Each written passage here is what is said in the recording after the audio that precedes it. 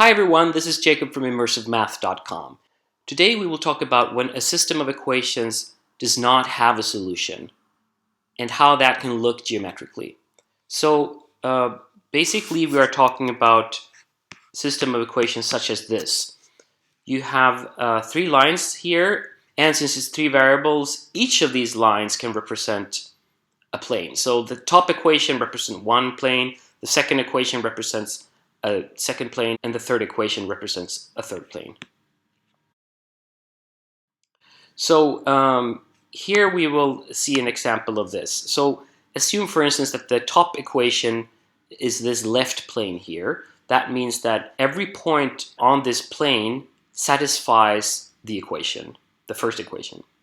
And perhaps the second equation represents this plane that's lying down here. And that means that every point on that plane satisfies the second equation. This means that when these planes cross along this line here, then all the points on this line must satisfy both of these two equations. But that is not good enough because you have to satisfy all three equations in order to have a valid solution to the system of equations.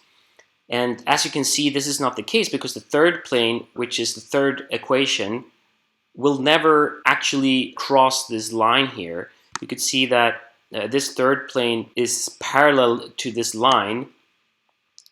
You could see this, perhaps it's easier if you move around a little bit and you could see it from many different angles. And since that's the case, since these three planes never intersect in any single point, then there is no solution to this system of equations. So this is one example.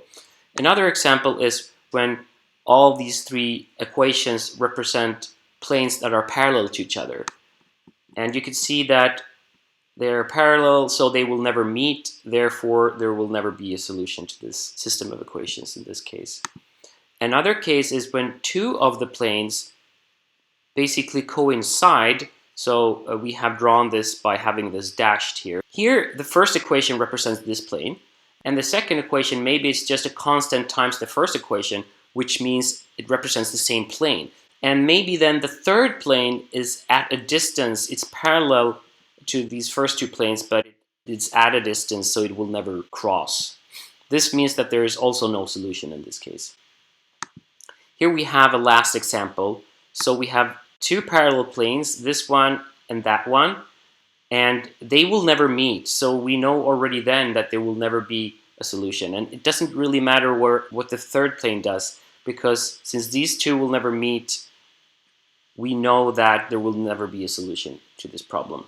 So these are the only four cases when a system of equations doesn't have a solution. And you could see them like this. I hope that this geometrical interpretation gave you a better understanding, and see you next time. Bye.